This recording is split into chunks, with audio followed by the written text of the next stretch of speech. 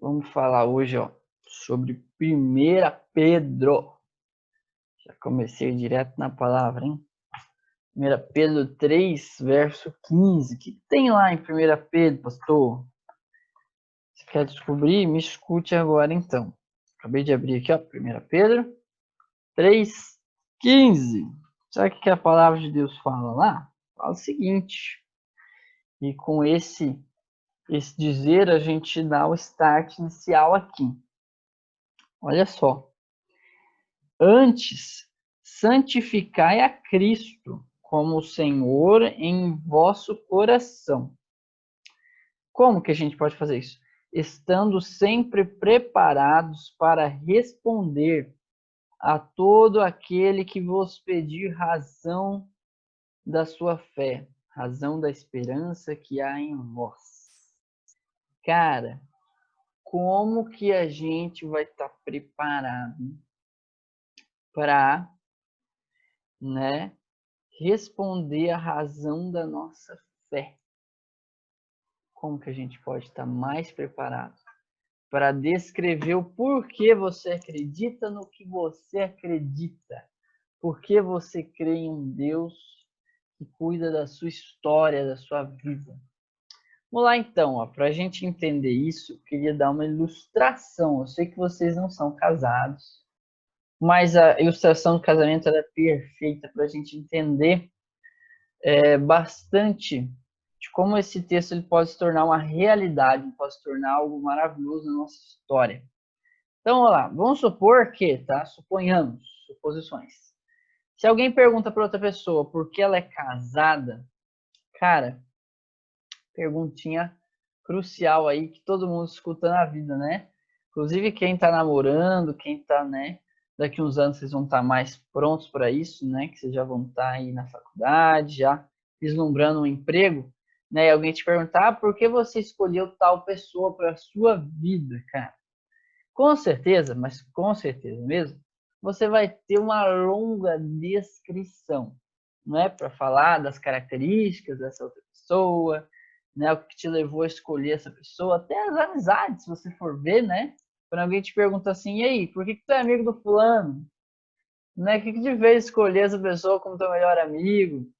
Meu, espera-se, né? Pelo menos que exista uma longa lista aí, para você descrever por que que você ama tanto essa pessoa, por que essa pessoa é especial na sua vida, né? Por que que você gosta dessa pessoa, o que ela tem de tão diferente assim que chama a atenção dos teus olhos, né? Que encanta o teu coração, que você fala, não, essa pessoa ela é especial e eu quero ela do lado da minha vida para sempre, né? Eu quero manter contato com ela para sempre, né? Esse teu amigo, essa tua amiga, né? Eu quero que as pessoas nunca se afastem de mim.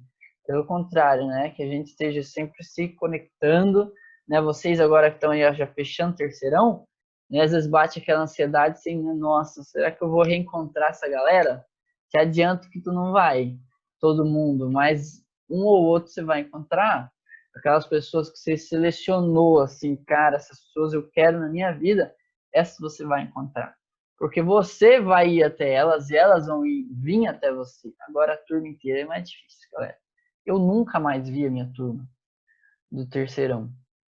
Tirando uns 4, 5 deles que se encontra às vezes por aí, né, nesse mundão afora, né, uma vez a cada tantos anos, nunca mais se acha povo, porque vai cada um pro seu canto, cada um vai para um lugar diferente, tem gente que vai embora do país, tem amigos meus que já são casados, já têm filho, tem amigos meus da minha época de colegial que já estão viajando pelo mundo, casaram com gente que tem empresa de turismo, tem de tudo, cara, tem de tudo. Você começa a olhar como é que tá a vida da galera, assim, no Face, você fica doido, assim, porque muita coisa que aconteceu, só assim, uau, né? Impressionante. Aquele que você achava que era mó burro, né? Que não dava nada para a pessoa, se tornou médico.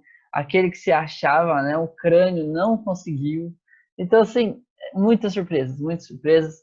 Muita coisa acontece, muita coisa você experiencia quando você sai da escola.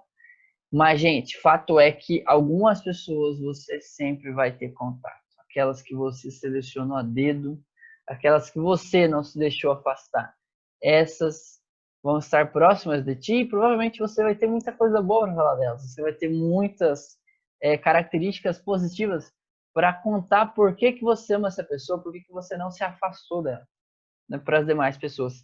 Mas, né, como a gente está aqui falando, uma hipótese aí de um casamento, por exemplo, que é um bom exemplo para isso, né?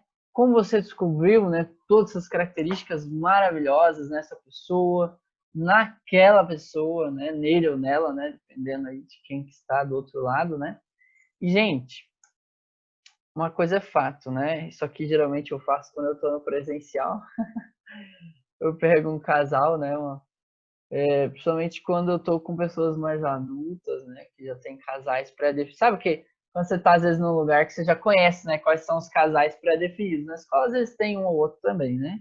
Todo mundo já sabe, né, que estão juntos há um bom tempo. Mas, normalmente, eles me ajudam nessa. E aí, eu pergunto o seguinte, gente, olha só, qual a pergunta crucial, principalmente para quando você acha pessoas, né, que já são casadas, né? Faça esse teste quando você estiver aí com os seus pais, quando você estiver aí com uma pessoa casada, faça esse teste. Pergunte, meu, eu já encontrei cada pergunta engraçada, capciosa, quando eu faço a pergunta aqui, ó. Como vocês descobriram as informações que são suficientes, né? Que você falou assim, meu, eu descobri de tal forma todas as informações que eu precisava para tomar essa decisão, sabe? Para essa pessoa ficar do meu lado pro resto da vida, né? E, gente, você escuta cada coisa, é impressionante, sabe? E daí eu coloco algumas alternativas, inclusive, né, para os casais, para eles responderem isso. Olha só que interessante, né? Para eles selecionarem uma das letras. Já já você vai entender o que isso tem a ver com a Bíblia. Que daí a gente está agora caminhando nesse lado aqui para você puxar o gancho para a palavra. A gente já vai voltar para a Bíblia. Mas olha só, gente. Letra A, B e C. Né? Primeiro, você conhece muito bem uma pessoa só de ler sobre essa pessoa? Né? E agora você pode pensar sobre os seus amigos também. Você conhece sobre um amigo teu só de você ler sobre ele? Vamos supor que cada um de nós a gente tivesse um diário ou, enfim, um livro, não uma biografia, só contando sobre a sua vida. Todos os detalhes, aspectos. E aí só de ler você conhece bem uma pessoa? Né? Letra B. Né? Você descobre sobre uma pessoa através de um amigo. Né? Um amigo teu que te apresentou aquela pessoa, fala, não, essa pessoa é super 10. Não, você precisa conhecer aquele meu amigo lá. Não, vou te falar, ó, fulano é incrível. Não, fulano é assim, assado é assim, o outro, né? Ele gosta de fazer isso, ele tem um caráter X, ele fala, né, engraçado, ele é desse jeito, ele é daquele outro. Né? Será que a gente só conhece as pessoas desses modos, lendo sobre elas, ouvindo falar delas, ou, né, a alternativa que é mais cabível? A gente conhece uma pessoa e a gente escolhe que ela não se afaste da nossa vida para sempre, quando a gente descobre juntos, um sobre o outro, né? E ali, quando geralmente eu pergunto para um casal, né? Essa descoberta ela acontece na experiência, galera. Ela acontece quando você está vivendo junto com a pessoa, né? Assim também é nas amizades. Como que você conhece melhor um amigo? É vivendo com ele, é experimentando várias ocasiões do lado dessa pessoa, né? Eu tenho um melhor amigo que ele é o meu melhor amigo porque ele, primeiro, é uma pessoa que eu conheci como não lendo sobre ele, não ouvindo sobre ele, mas vivendo com ele, né? De você viver tantos momentos junto com a pessoa, da pessoa estar do teu lado na tua vida desde tantos anos atrás, entendeu? Ter vivido com você desde a escola, em cada etapa da tua história, e estar lá do teu lado, te ajudando, te aconselhando, te ouvindo quando você tá mal, você liga e fala assim, ó, preciso desabafar, vira o teu psicólogo, né, particular, pessoa que guarda todos os segredos, todos os erros que você já cometeu na vida, porque a pessoa experimentou viver do teu lado por muitos anos e você criou um elo com ela, uma confiança com ela que não se desliga, entendeu? Eu tenho um amigo que ele é assim, meu melhor amigo. Pode passar tempo que for, fi. Eu ligo para ele, parece que a gente se conversou ontem, mesmo ele estando lá em Londrina. né? Ele pode estar vivendo experiências totalmente diferentes das minhas, né? Conversando e convivendo com pessoas diferentes das que eu convivo, mas quando você liga, quando você fala com a pessoa, parece que não passou o tempo. Parece que é a mesma pessoa que você conheceu lá na escola, sabe, que acompanhou tua vida desde, sabe, o colegial lá, que viu você se lascar tantas vezes, viu você se reerguer tantas vezes, viu você vencer tantas outras vezes. Essa pessoa é uma pessoa especial, entende? E você, então, seleciona ela para passar o resto da sua vida ao seu lado quando você tem experiências com essa pessoa. Por que que eu te falei tudo isso? Porque agora a gente vai entrar na palavra de Deus, entendendo que experimentar é muito necessário, galera. Isso se deve ao fato de que o ser humano, ele gosta, ele sente necessidade de experiências, de experimentar as coisas. Fato é que isso é uma verdade. Olha só como é que o ser humano gosta de experimentar. Mesmo quando ele já sabe toda a teoria. Daí eu coloquei aqui, né, de propósito, ó, né, a Eva aqui para nós, ó, uma árvorezinha, né? Ou como diz um amigo meu, a arvorinha. Uma arvorezinha, gente. E junto com ela, uma maçã, né, ali representada com o que a gente sabe que aconteceu com Eva. Olha só, gente, como que mesmo sabendo toda a teoria, o ser humano às vezes ele é tentado a experimentar, porque isso é uma necessidade nossa, tá certo? Agora, olha só o que aconteceu com Eva, né? Antes da gente ler aquilo ali.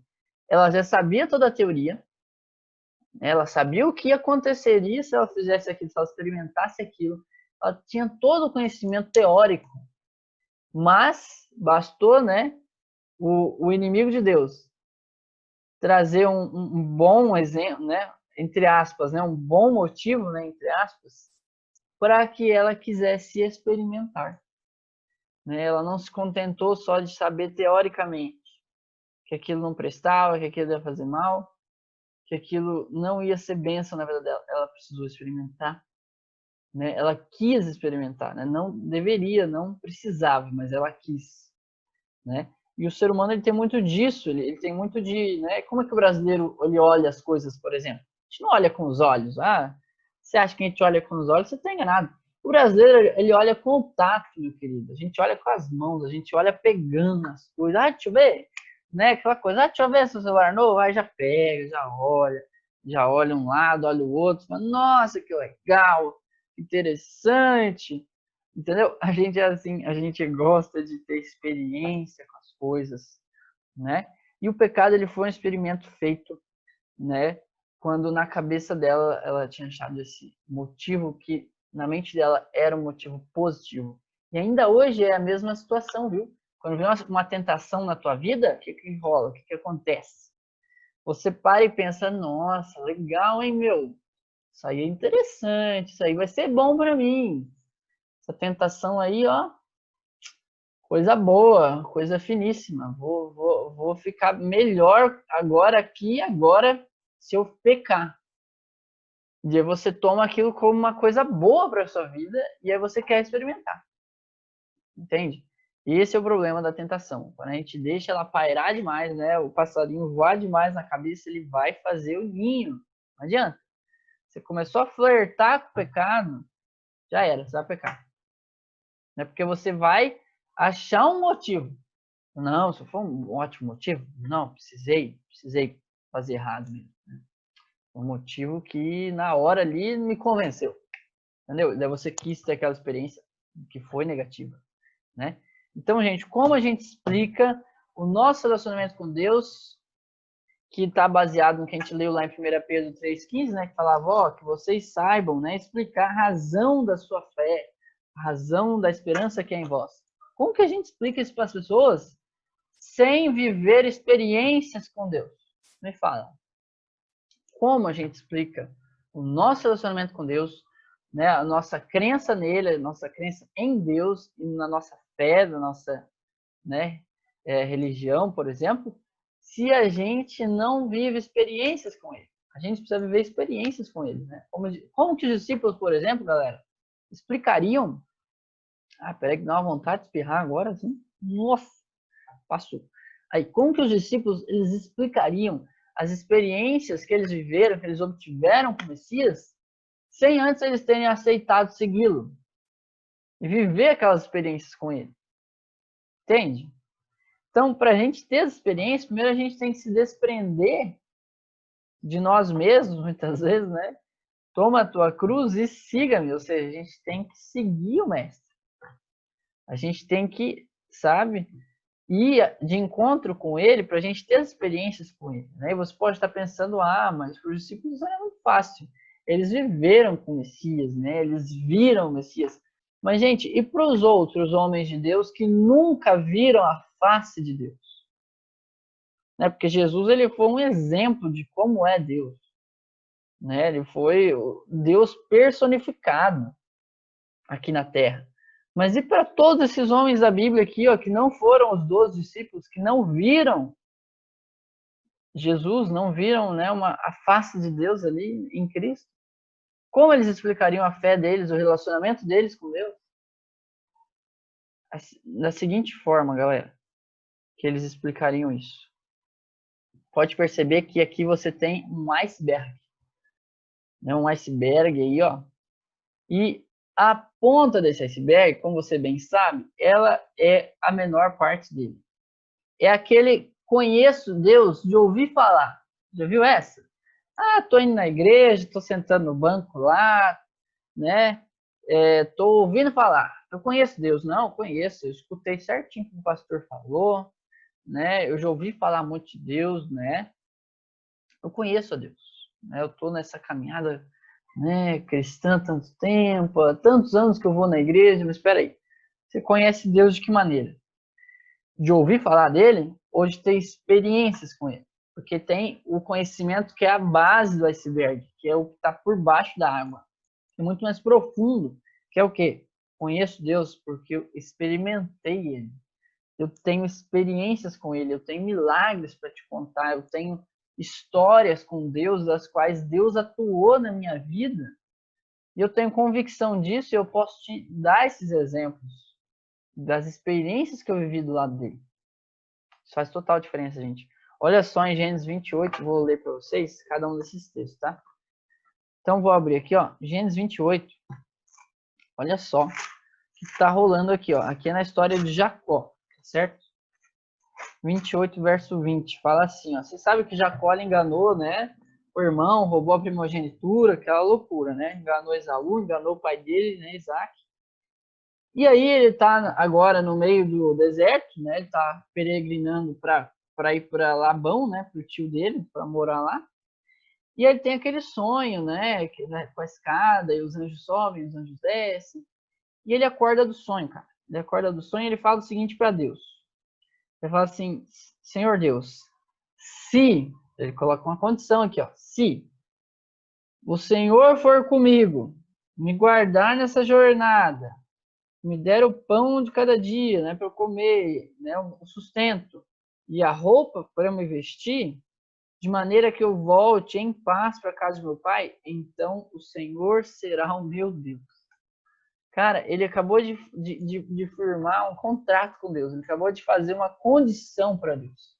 Olha, se o Senhor cuidar de mim, se o Senhor me sustentar, se o Senhor me der experiências contigo das quais eu posso ver o Senhor agindo na minha vida, então o Senhor será o meu Deus. Cara, não existe exemplo mais clássico que esse, melhor do que esse, para você entender de que a gente não conhece a Deus só de ouvir falar. Você acha mesmo que Jacó não conhecia Deus? Olha o pai desse cara, era Isaac. Olha a estrutura familiar dele, olha o avô dele, quem era. Entende? Ele vem direto da linhagem dos patriarcas, ele escuta falar de Deus o tempo inteiro na casa dele. Ele ouve falar de Deus o tempo todo, da experiência que os pais tiveram, da experiência que o avô teve com Deus, né? Toda a linhagem, descendência dele. Você acha que ele não conhece Deus? De ouvir falar, ele conhece. Mas ele não conhece ainda de experimentar. Ele ainda não viveu as experiências que ele devia ter com Deus. Ele ainda não experimentou Deus na vida dele. Experiências próprias, personalizadas. Todos nós precisamos de experiências próprias. de ter a nossa fé, não a fé dos nossos pais. A nossa fé, não a fé dos nossos parentes.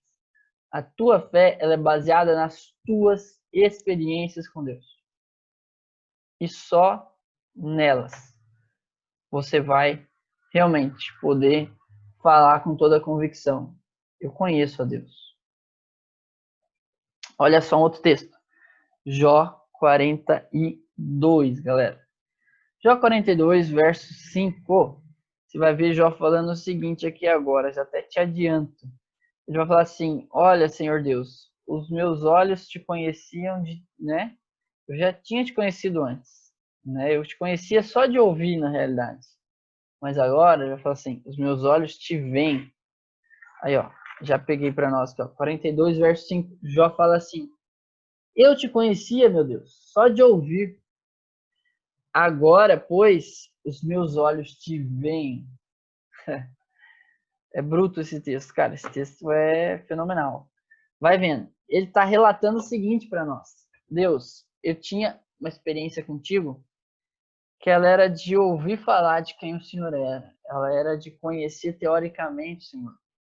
Agora eu conheço empiricamente. Agora eu conheço de experimentar o Senhor. Né? Porque agora ele estava no fim da vida ali, ó. No fim da vida não, no fim do relato, né, da história dele, em que ele já tinha agora se restabelecido, né? Ele já tinha passado por todos aqueles perrengues e daí Deus ensinou muitas lições para ele, né? Da fé dele com Deus. Ele experimentou a Deus mesmo naquele momento difícil e depois Deus restaurou a vida dele.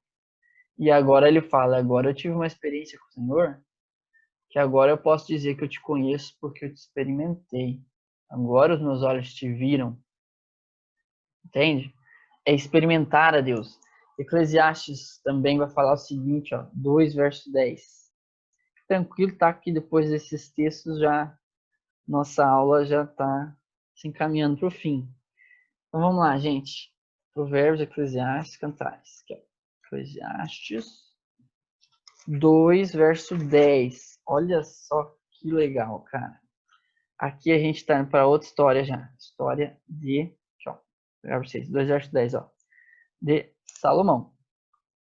Salomão falando, né? Considerei todas as coisas que eu fiz, todas as minhas obras. Perdão, estou lendo o verso 11. Verso 10. Tudo quanto desejaram os meus olhos, não lhes neguei, nem privei meu coração de alegria alguma. Me alegrava com as minhas fadigas. Isso era recompensa para todas elas. Ele está dizendo de uma época da vida em que ele foi muito negligente para com Deus, em que ele foi muito hedonista, em que ele viveu para os prazeres da carne. E ele não negou nada do que os olhos dele pediram.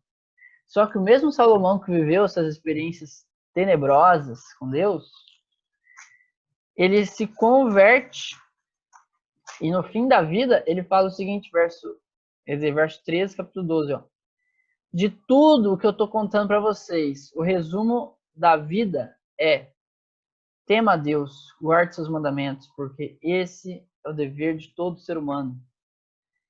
Sabe o que está acontecendo aqui? Está acontecendo aqui o seguinte: o homem mais sábio da terra, o homem mais rico da terra, o homem que já teve tudo que eu e você nunca vamos ter, e de tentações das quais eu e você nunca teremos, porque é diferente a tentação de uma pessoa que é líder, que é rica, extremamente rica e poderosa, que tem, é como se fosse hoje o presidente dos Estados Unidos. Você acha que uma pessoa dessa ela não se sente um semideus? Claro que sim. Então, é muito diferente a tentação de uma pessoa dessa para nós. Mas, diante de todas essas tentações, diante de todos esses problemas que ele passou, né, ele caiu muitas vezes durante o reinado dele, em momentos de dar para ele mesmo tudo o que ele desejava, de errado, sabe? Ele se afundou nessas coisas. E depois ele entendeu que ele virou um escravo disso, um escravo do pecado. E aí ele se converte, ele retorna para Deus. E aí ele traz essa declaração final, cara, na história dele, que é muito profunda. Se você pensar para uma pessoa que era a mais poderosa do mundo na época. Gente, a única coisa que presta na vida é obedecer a Deus. A única coisa que traz sentido e razão de existência é guardar os mandamentos. Isso é muito profundo, cara. Ele aprendeu isso com as experiências que ele teve com Deus. Tanto negativas, né? Que ele teve de ter que se arrepender, de ter que, né, se converter de fato, como agora vivendo ao lado de Deus. E é esse o resumo da ópera que ele traz para nós aqui. Esse é o resumo de tudo. 1 Samuel também você vai ter lá, ó, uma situação acontecendo, que é o seguinte, gente. 1 Samuel, agora já é outro personagem que a gente vai entrar aqui, ó. Capítulo 17, ó, verso 33, fala assim. Pô, olha só. É isso mesmo, é isso mesmo. 1 Samuel 17, do 33 até o 37. Mas vamos dar um resumidinho aqui para vocês, ó. Saul estava falando com Davi, falando assim, ó, meu filho, como é que você vai vencer o Golias, o gigante? Se ele é guerreiro desde a mocidade dele, você não tem chance contra esse filisteu. Davi pega, para e fala assim, ô meu querido, é o seguinte, deixa eu te contar uma coisa. Ele fala assim, o teu servo é um pastorzinho, apacenta ovelhas, seu pai. Quando vem um leão ou um urso, eu saí e eu os feri. E eu livrei as minhas ovelhas da boca desses dois animais. E o teu servo, ele matou tanto o leão quanto o urso, né? Com o auxílio de Deus, e da mesma forma eu matarei esse filisteu, porque ele afrontou o Deus dos exércitos, o Deus vivo. Sabe o que ele está falando aqui? Ele está falando assim, meu filho, eu não tenho medo, porque eu já tive experiências anteriores com Deus, das quais eu sei no Deus que eu tenho crido, eu conheço o Deus que eu tenho crido. E o mesmo Deus que esteve comigo lá no passado, nas experiências que eu tive lá no passado, é o Deus que estará comigo lá no futuro, quando eu for e eu vencer o gigante. Entende que a fé de Davi estava pautada nas experiências que ele teve com Deus?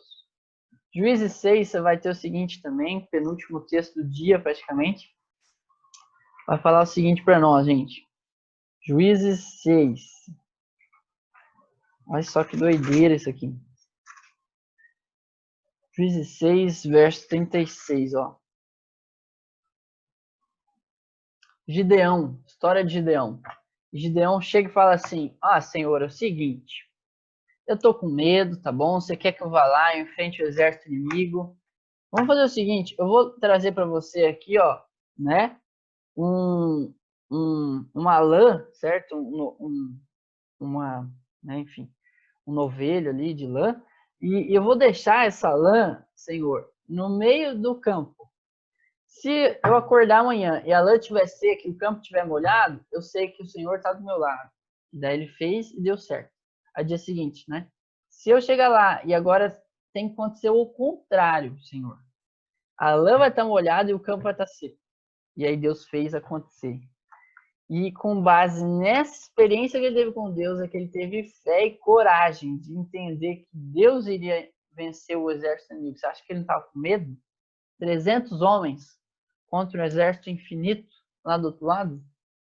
Lógico que ele estava com medo, né? E Êxodo 4, você vai ter a história de Moisés. Moisés falando com Deus. E aí Deus fala assim, ô Moisés, faz o seguinte. O que você tem na mão? Tem um pedaço de pau aqui, né? Um cajado. Então joga no chão aí, Moisés. Moisés joga. Aquilo ali se torna uma cobra. Aí Deus fala assim, Moisés, agora você pega essa cobra pelo rabo, né? Porque Moisés, a cobra apareceu, meu filho, Moisés deu no pé. Moisés já estava lá do outro lado, né? Já tá lá na outra montanha. Aí Deus fala assim, não, volta aqui, volta. Agora você vai pegar na cauda. Gente, não se pega uma cobra na cauda, se pega na cabeça. Pra você imobilizar uma serpente, não é na cauda. Na cauda, quando você pega uma cobra na cauda, ela vira de volta em você para te atacar. Você mobiliza uma cobra não é na cauda, é na cabeça. Então, o que Deus está falando, vem cá, está com medo de tomar uma picada? Vem cá, eu quero te ensinar uma coisa. Pega na cauda. Ele pega e a cobra se transforma de novo no cajado. Sabe o que Deus está ensinando Moisés? Está ensinando assim, Moisés, É eu que vou te proteger, meu irmão. Você não tá entendendo. Não é você que se protege, é eu que te protejo. Aí fala assim, ó, vamos de novo, vamos de novo. Pega a tua mão aí. Coloca dentro da tua túnica aí. Tá, agora dá uma olhadinha. Aí ele tá cheio de lepra, né? Tá bom, Moisés, agora põe de novo a mão. Moisés coloca, Moisés tira. Ele tá limpo. Deus está ensinando ele assim, Moisés, você tem que confiar em mim, não é em você.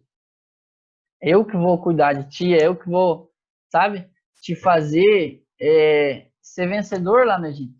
E é através dessa experiência, da fé que Moisés obteve com essas experiências com Deus, que ele vai, que ele desiste, ele fala, não, Senhor, eu topo. Então eu vou.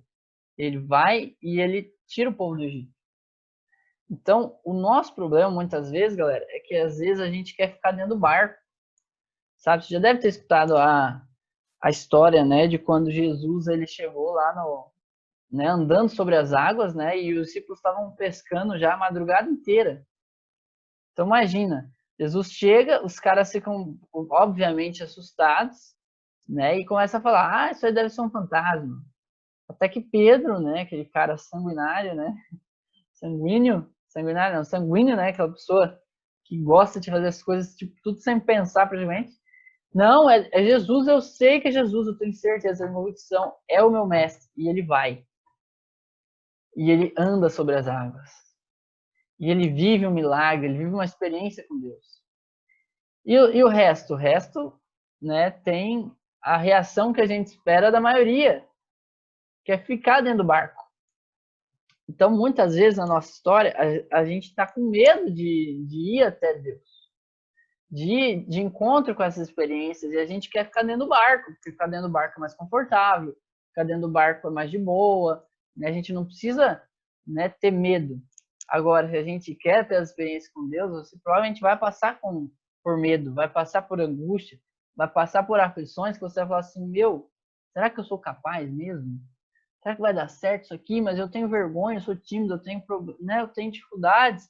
Como é que Deus vai me usar? Como é que eu vou ver? Como é que eu vou experimentar essas experiências do lado dele? Né? E às vezes você se encolhe no barquinho da tua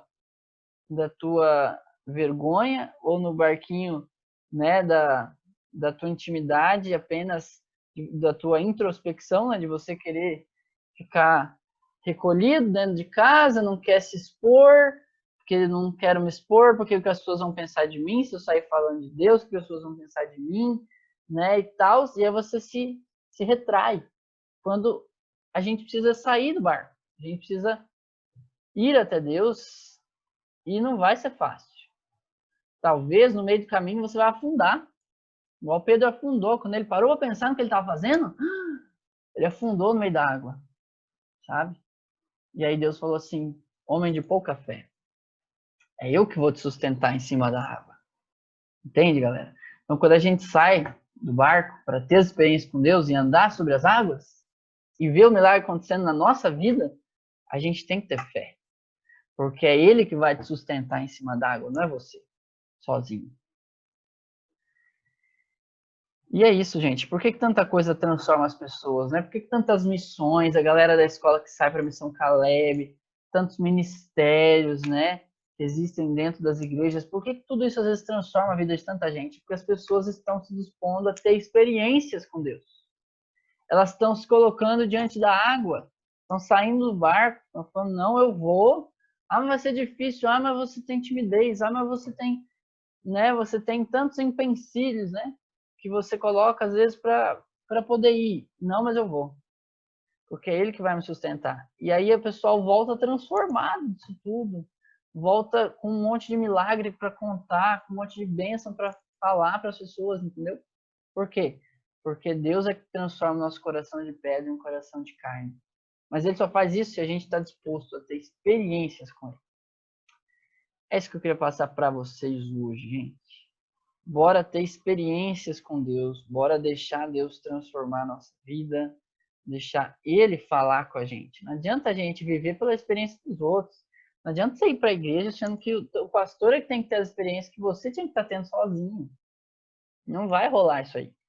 Você pode ouvir falar das experiências dos outros, né? Dos milagres que os outros viveram, mas e quando você vai viver os teus? Quando você vai ter as tuas experiências, os teus milagres para contar, entendeu? No momento que a gente decidir sair do barco, no momento que a gente decidir que a gente vai andar assim sobre as águas, custe o que custar, porque Deus está ali contigo e Ele vai te sustentar ali. Ele vai cuidar de ti ali, naquele lugar, naquele ambiente, naquele momento. E é nessa fé, é nessa certeza que você vai, e aí você vai ver Deus atuando, você vai ver Deus te transformando e Deus fazendo milagres através da tua vida.